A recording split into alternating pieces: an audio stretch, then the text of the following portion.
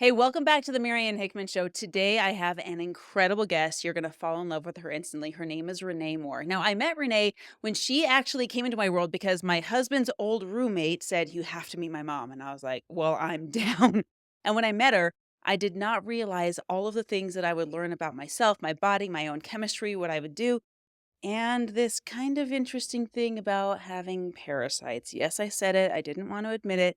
But according to Renee, I'm not alone. There's over 99% of the US population, yes, in a first world country, that are dealing with this. And we walk through in my episode the journey of eradicating that and then learning about health. And not only that, but learning how Renee is taking this message to the stage, starting her own podcast, and helping people heal one person at a time. Check it out. I am so stoked to have you on the show. I'm really excited to be here, Marianne. I was wanting to have you on, and you live in California. Yes. But when I learned you're going to be in town, I'm like, we are going to record an episode because I much prefer doing it in person. I feel like you bless my life whenever I get to spend time with you. So we've been here at the podcast workshop. Your podcast just launched. Yes, it did. Are you excited? I'm really excited. I was nervous and excited kind of at the same time. You're excited. Yeah. So, okay, well, I want to go back to the backstory because when we first started working together, I've been dying to tell my audience this story. Because when we met, it was because Richard had a roommate way back in the day. And gosh, Richard, how long ago was Mason your roommate? Was that like 6-7 years ago? No, that was like 4 years ago. Well, we've been married for 4 years, so a little bit before that. No, he lived with me until I married you.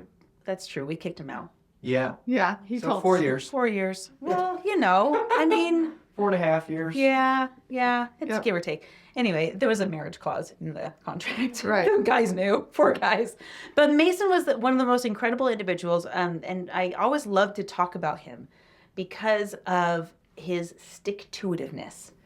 He has this, it is just no holds barred. I'm going to put my nose to the grindstone until I get the result that I want energy. And he's lived that way. And when he said, so I was there at Richard's house every day and Mason was there, he would always say, "Oh, you sound just like my mom. You sound just like my mom." And one day he put us on a text thread. Do you remember that? Yes, I do. And he's like, "I have two moms on this thread." He used to call me up and I would be, because Mason tends to isolate himself. All right. And so I would get on him about getting out, socializing, doing things with people. And he's like, "All right, Marianne 2.0. I would get the mom 2.0. So I'm like, when I met you, I was like, my kindred spirit is here. Okay, but then I started to learn all these fascinating things. And I feel like I learned something new every time I talk to you. Like, you have this really rich, beautiful history, not just with your history, but your family's history, and when I learned that you wanted to be a fighter pilot, and I was like, yeah, that's my kind of person. And all of these things, the medicinal history, and then the healing history, and then, gosh, it came boiling up when we were talking about just getting your message out there. Right. I've wanted to do this for a very long time and to let people know that there are other means besides Western medicine so that they could actually be recovered and feel better and take control of their lives. And when we were doing our one-on-ones, I felt like I was the student most of the time because we're writing your book and we're getting these stages and we're starting this podcast and all this stuff. But I'm sitting here learning like, oh my gosh, acne is parasites, and crooked teeth, that's parasites, and eczema, that's parasites. And I said this on your show, but I was like starting to feel kind of like gross and dirty. I'm like, wait a second, I have those things. Does that mean I have parasites and I'm dirty and gross? And then I finally bit the bullet and I got a test and I'm on this cleanse right now and it's going really well. And I said it on your show, but I when you said that every pharmaceutical drug that we have was fabricated to mimic herbs, Yes. I was like, well, duh, of course. That makes sense. Herbs cannot be patented. That's a law. Yeah.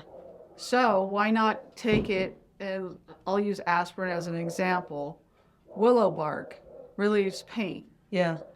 However, you cannot patent willow bark because it's a little bit different off every tree. Yeah. Hey, what's up? Marianne Hickman here. Listen, I'm interrupting my own show because I want to give you something. Now, you guys all want to get on more stages. I've got a free resource for you of stages that are just clamoring for guests. They need guests on a daily, weekly, sometimes monthly basis. This is my podcast database. Now, what I'm going to do is have you go to mariannehickman.com/database. Once you put in your information there, I'm going to send this to you totally for free. Open up this database. You're going to click through it, find the next podcast that's relevant to your topic, hit the application button, show up on their podcast, get in front of their people, and share your content. Remember, mariannehickman.com/database. Let's get you unlocked. Okay, but you can patent a chemically made aspirin to mimic willow bark. And that you can patent. Yes, You can make money off of that. you make lots of money off of that. Just Well- don't tell people about the side effects. Well, or do in a really long commercial Scientific way. that is unintelligible. And I was thinking about this too. There was a documentary that I watched. I don't know if you've seen this one. It's called Forks Over Knives. It's a kind of an older I one. haven't seen that one. It's on Netflix. And when I first watched it, this was before I met Richard, so this was about 10 years ago. I was watching this documentary, and it was talking about how especially the meat processing plants were very toxic, and the animals were very sick all the time, and all of these things. And then it started to do this documentary on people who live a really long time and what their diets are and why they're Right. so happy. And it spent a lot of time in Japan with the foods that they eat, and people living to 100 years old there that are still vital and moving and lifting and all that Right. stuff. And it talked about their diets, and I watched that and I thought, if half of this is true and half of it's a lie, I still better change my ways. And also Costa Rica, they have a blue zone, the Nicola Peninsula, and they have many people who live to be over 100 years old, very active.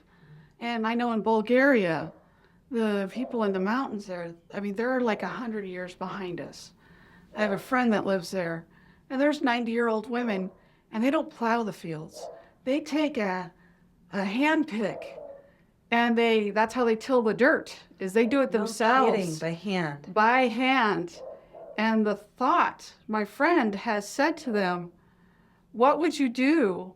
What kind of advice would you give to a government or a country where they spray chemicals on their food? And they looked at her like, what are you talking about? You mean vinegar? They didn't even know what their context is. They didn't know what chemicals meant. They thought she was talking about just plain old white vinegar. Yeah. She says, no, toxic chemicals to spray on the dirt to get rid of the weeds. And the first thing they said is, why would you spray a poison on the ground? That's going to go into the well water. That's going to be in your food. That's going to make people sick. And Why here would we are. you do that? And they thought that she was lying. And so she's known as a liar to the majority of the community she lives in. And she's a scientist, but they can't imagine any government willingly doing that to their people because they would be so sick. Yeah. And so now she says, I can't wait to be what I'm called a bubbler, because that's like a granny over in Bulgaria. And she says, you don't mouth off or tell those elderly women what to do. They run the whole town. And if you don't do as you're told, they have no problems beating you. And there are these 90, 95-year-old women. Imagine getting your butt whooped by this 90-year-old lady who's been around the block more than once. Police officers get their butt whooped when they don't do as the 95-year-old women have said. They run the town. Wow. And they're out there tilling the field. I know I'm retiring too. That sounds And amazing. There's no chemtrails and there's no crop dusting. All right. There is fresh food. If you tell them to buy organic, they don't know what you're talking about because all food is just food. Mm-hmm. You go into the forest and you pick stinging nettle, or you pick dock leaf, or you get your willow bark. And you forage it, and it's commonplace to then make it into a tincture or to dry it so you can have a tea. That's just still the way they live their life, and they live to be 110, 120 years old. That's crazy. And I think we've been trained that plants as medicine is either marijuana Right. or it doesn't work. Exactly. It's witchcraft. Right. Exactly. I'm like, bring on the witches. Let's go. I'm known by a lot of people as being the voodoo woman. Yeah. And, You and my friend Christina, we get along so well. I love her so much.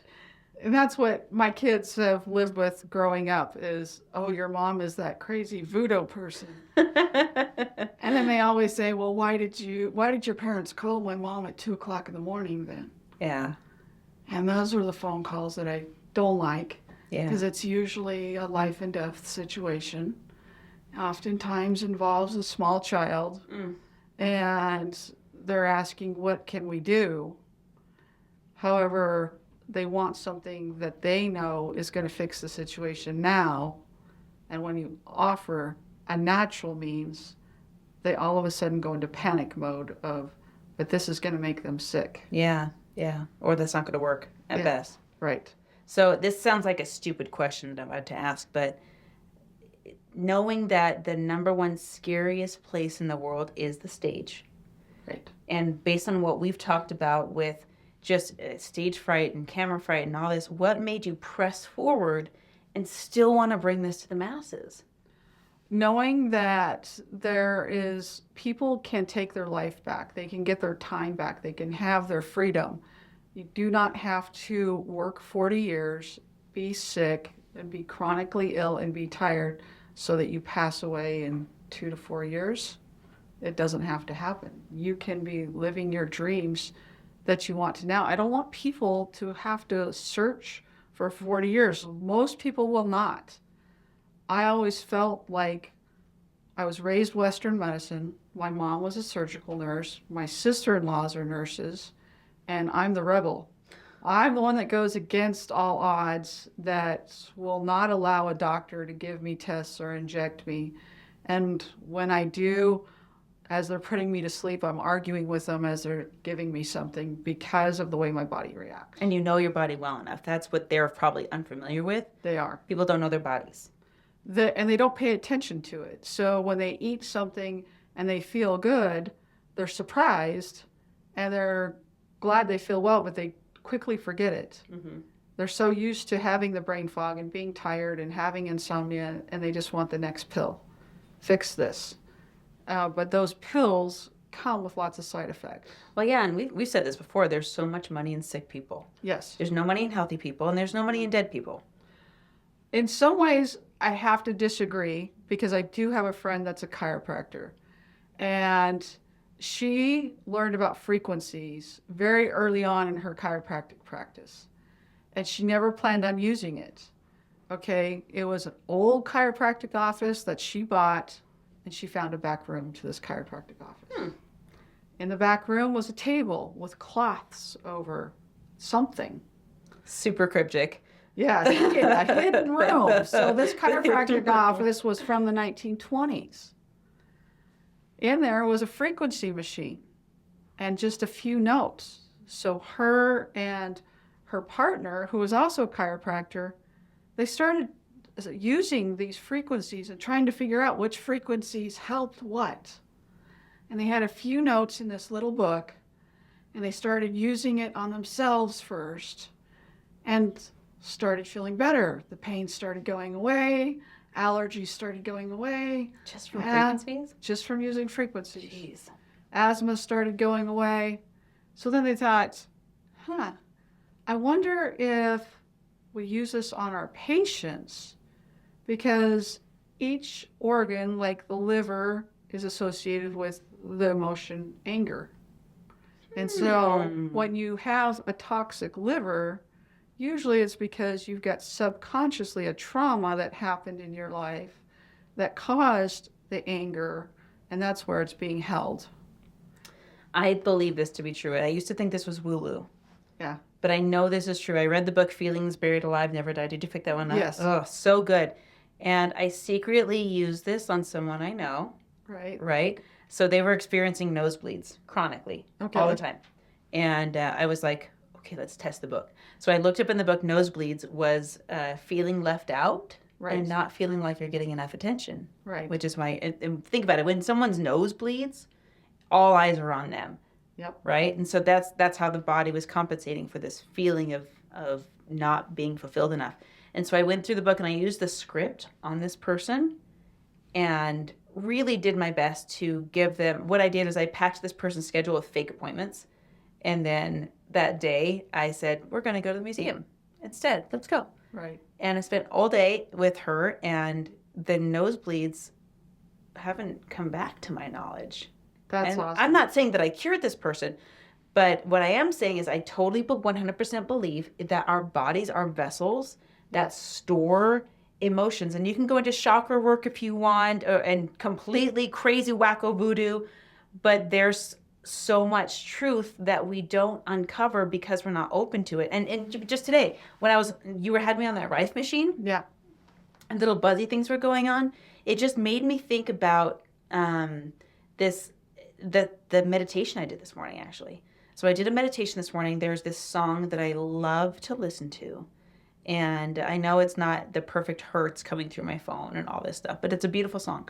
And I did my meditation, but I also watched myself do the meditation and saw what Right. happened.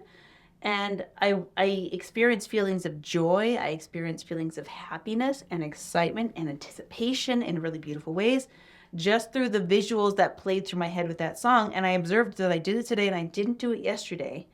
And I was like, okay, we're talking about a lot of things here where frequencies are a part of that. Right. And how much better does your body perform when you're just happy? Oh, it's 100%. It's a 180-degree difference, because when you're unhappy, you carry around also the fear and the anxiety and the anger from being afraid. And then we bury it because we've got to go to work, or we've got to deal with our kids, and we got to pick them up from school, and we've got to deal with our families, and it just gets pushed aside. Yeah. But it's always there. Is there a tie between these locked up emotions and parasites? Yeah, parasites love all these emotions because they stress out your body. They put you into fight or flight mode, which raises your cortisol level. And the higher that is, the more parasites they regenerate, just kind of like a lizard. You know, when it loses its tail, it grows another one. Parasites do the same thing. Interesting. And so this friend of mine, her name is Dr. Carolyn McMacken, and her partner started learning all these different frequencies and applying them after they used them on themselves and noticed things, started applying them to their patients. Well, when patients get better and free from pain or sadness and feeling bogged down, they don't keep it to themselves. They tell everybody. Mm-hmm. The problem is, then she was working 100 hours a week. And as they were learning more and more about which frequencies did what, they kept applying it to their patients. Well, then now she needed to find another chiropractor. Mm-hmm. And then she started having to find nurses. And then she started training these nurses, and then medical assistants. Then she had to expand her office. And so she's expanded her office 3 different times. She thought by hiring more chiropractors, she would work less. No, the word got out, was spreading faster than she could keep up with. So she stayed working 100 hours a week for 30 years while bringing in more chiropractors and teaching them about the frequencies and how to use the frequencies device. There's micro frequencies. And her partner, he shut down his part of the chiropractic office, and he started building these frequency devices. And she now has written several books, made several courses. She's in her 70s and touring the world, putting on trainings for doctors and therapists to use. And her practice is, she has over 20 different chiropractors in her practice, and they can't keep up. Wow. Wow. Well, there's money in getting people healthy, I'll say that. Yeah, we have too many sick people. Yeah. And so unfortunately, our government believes that we have to keep everyone sick to do what we want. Sick and obedient. Exactly. And quiet. Yeah. And the thing is, over in Europe, they have high taxes. They have a healthcare system where they have a choice. They have daycare and they have great food. But a lot of those countries over there, the people are happy and they're healthy. And so they don't mind paying the tax. Yeah. because to them, they'd rather have their time and their freedom and their health. Yeah. And if I've got to pay 60% taxes, I don't care. You know what? We're almost there anyway. Here, Oh, we're paying the 60% taxes, but we feel miserable. we're just doing it differently. Okay, so you started a podcast, you started getting on stage, you started talking about this, you put on presentations at my house. It sounds like you've got presentations lined up. I remember you talking to me about this and being a little bit nervous, not just through stage fright, but because this message is so not only important, but it's also volatile. Yes. This message. Talk to us about that. The pharmaceutical industry is extremely powerful. They have many lobbyists, and they do not want word to get out about how to get healthy and that there are alternatives out there besides Western medicine. I have had some friends who are no longer alive. And because the message that they put out, it wasn't just the message, but they had the science to back it up. Okay, so they are no longer alive. And I have had friends that have had labs raided and had to shut down their labs and move it and go under assumed names and kind of go off grid. So I can't contact them through cell phones anymore because all messages can be tracked and traced. That's crazy. Okay, and so I have to be very careful about their message and make sure that when I talk to people, I cannot reveal who they are, where they're at, how they're doing it, because it can endanger their lives and their families' lives. So how do you keep doing this work? How do they keep doing what's so important to them while remaining anonymous or hidden? You have to vet the people you're talking to really well. There is one app that we use that's encrypted, and I cannot talk about it like on social media. Yeah. That would be great if I could, because the word would get out quicker. Having people who believe you then, because a lot of people think that the government is our friend and here to help us and protect us. The medical industry and the AMA are here to protect us. And it's the total opposite. Mm-hmm. And so that dwindles the amount of people who are willing to try it. And you really get down to people who have been sick for so long, they're sick and tired of being sick and tired. And now they will do anything. Let me try anything. I don't care what it is. I can't keep functioning at this level. And those are the people who are ready to change the way that they eat, do some of these tests while their doctors are telling them, these are fake, we would have picked this up. This isn't true, but yet then they ask, why am I feeling better? Yeah, yeah. It's like this undercover ops mission but you're taking it to the stage and you're touring and what's crazy about what I've watched you do ever since we started working together, it went from like trying to get a Google form to put together and out there to you're taking on like what, 4 clients a week now? Yeah, it's about that right now. And that's incredible. I have clients now in several different states. And so that's really exciting to be able to help them. And I have a client right now, she told me, I will do anything. I just want to feel better. Yeah. And why is it that my doctor, can't figure this out? Well, the doctors, I believe, are good people who want to help others, but they're just not taught. Yeah. Yeah. I think that's very true in a lot of cases. And their training is only as good as the training they received and the information they received. There aren't very many doctors out there who are trying to manipulate you. It is what They're they doing have what they taught. know. Yeah, what they know and what they've been taught. And that the hospital is there to help people and pharma is there to give you medicines to help you. And there's lots of research papers to prove it. But when you know that that's kind of, there's like this big mafia and pharmaceuticals part of it, it's very hard to get somebody to understand that. I mean, doctors spend 10 years of their life learning their medical so they can have their degree. Mm-hmm. Now, if you were to learn that 10 years of your life had been a lie,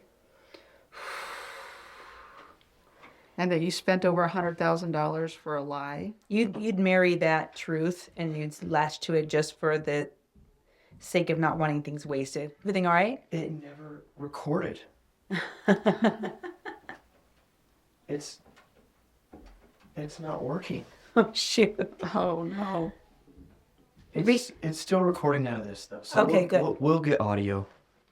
Sorry to interrupt. Okay. That's okay. That's It's okay. 5:00. I gotta go relieve Chelsea. Oh, okay. Just hit the record button when you're done. This will be I think audio. Mason just showed up too. No, it's someone else. Oh, okay.